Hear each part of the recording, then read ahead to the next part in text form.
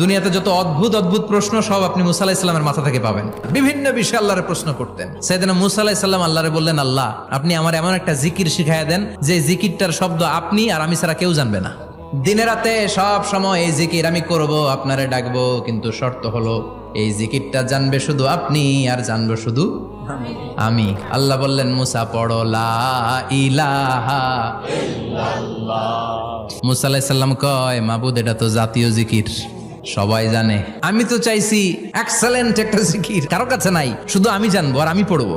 আল্লাহ বললেন, মুসা এই লা ইলাহাকে যদি এক পাল্লায় রেখে দাও, তাম বিশ্ব, 7 আকাশ 7 জমিনটারে তুলে যদি তুমি আরেক পাল্লায় রেখে দাও, লা রাজাহাত কাফাতু লা ইলাহা ইল্লাল্লাহ, মুহূর্তের মধ্যে লা ইলাহার পাল্লা ভারী হয়ে যাবে।